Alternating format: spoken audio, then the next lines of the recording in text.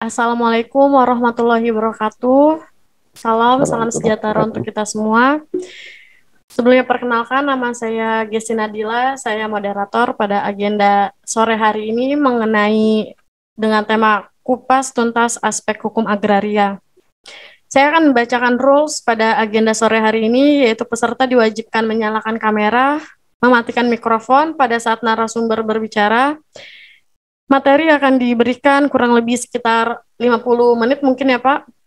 Kemudian setelah materi selesai baru ada sesi tanya jawab. Yang ingin bertanya silakan untuk menyalakan fitur raise hand atau menulis di kolom chat. Oke, langsung saja. Saya akan membacakan CV dari narasumber. Nama Rahmat Ramadhani, SHMH. Beliau merupakan advokat sekaligus dosen tetap di Fakultas Hukum Universitas Muhammadiyah Sumatera Utara, UMSU. Lulusan S1 FH UMSU dan S2 Magister Ilmu Hukum Universitas Bengkulu. Untuk saat ini beliau sering menulis di surat kabar dan menulis di beberapa judul buku, yaitu catatan kecil seputar hukum Indonesia, kejahatan terhadap tanah, dan lain-lain. Oke, langsung saja Bapak Rahmat Ramadhani dipersilahkan. Bismillahirrahmanirrahim. Assalamualaikum warahmatullahi wabarakatuh.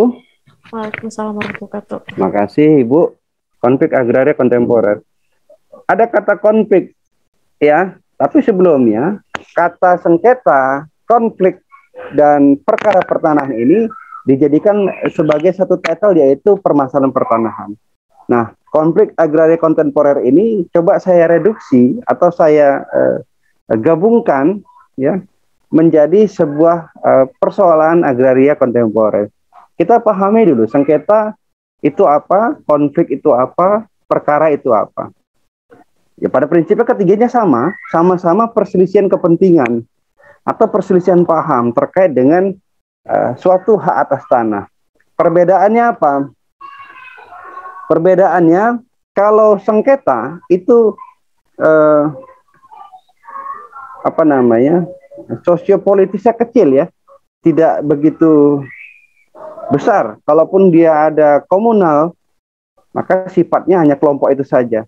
Berbeda dengan konflik, sosiopolitisnya itu besar, sehingga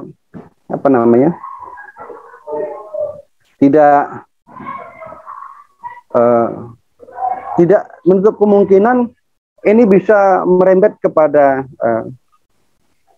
stabilitas ekonomi, stabilitas keamanan di suatu daerah yang muncul konflik pertanahan tadi.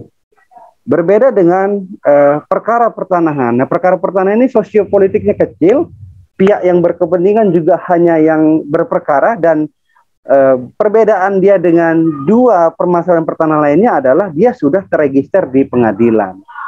Bagaimana strategi jitunya? Ya, ada 3 langkah setidaknya yang bisa Bapak Ibu lakukan. Tips dan strategi. Ada 3 upaya. Preventif sebelum, ya. Nah, ini ada 2 hal lah ya. Yang pertama, lengkapilah surat tanah Bapak Ibu yang dikuasai atau dimiliki sekarang. Dilengkapi, misalkan dapatnya waris gitu ya. Suratnya masih SK camat, masih SKT gitu. Belum diturun wariskan. Nah, turun wariskan segera. Ya, atau jual belinya masih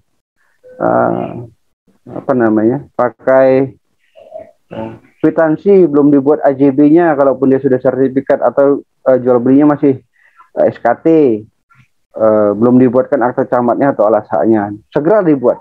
Secara administrasi itu upaya preemptif untuk mengamankan aset kita sebelum terjadi masalah. Yang kedua, dijagalah fisiknya. Ya, patok batasnya dipasang sesuai dengan ketentuan. Kemudian persetujuan batas kanan kirinya jangan melebihi. Karena bagi kita yang khususnya beragama Islam, itu juga selain di dunia, di akhirat juga diperhitungkan yang bukan hak kita.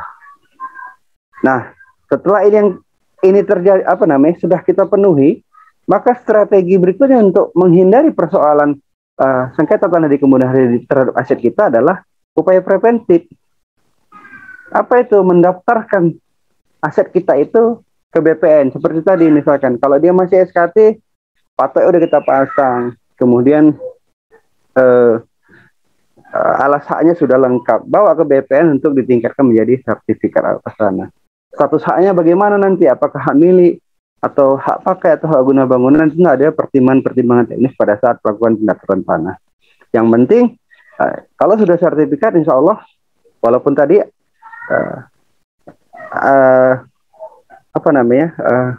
sistem pendaftaran kita tendensi negatif bertendensi positif, sel-sel negatif bertendensi positif. Setidaknya kalau kita sudah punya sertifikat atas tanah, satu tahap lebih memiliki jaminan kepastian hukum. Setelah kita daftarkan, terjadi juga apes di kita datang, permasalahannya ada aja. Misalkan adik tadi waris turun, ternyata ada satu adik yang keberatan, itu nggak sepakat. Nah itu menggugat, atau tetangga batas nggak setuju patok bidang tanah seperti berada di posisi yang ada di sertifikat. Nah ini upaya represif yang kita lakukan. Pertama, non litigasi, mungkin kita bisa bermusyawarah dulu kalau sudah terjadi sengketa, konflik atau perkara. Kemudian nggak tercapai ternyata musyawarah ini, terpaksa kita jalur menggunakan litigasi, yaitu upaya hukum. Bisa perdata dimungkinkan, bisa pidana, atau tidak menutup kemungkinan itu tadi pengadilan agama terkait dengan waris mewarisi kalau untuk yang beragama Muslim.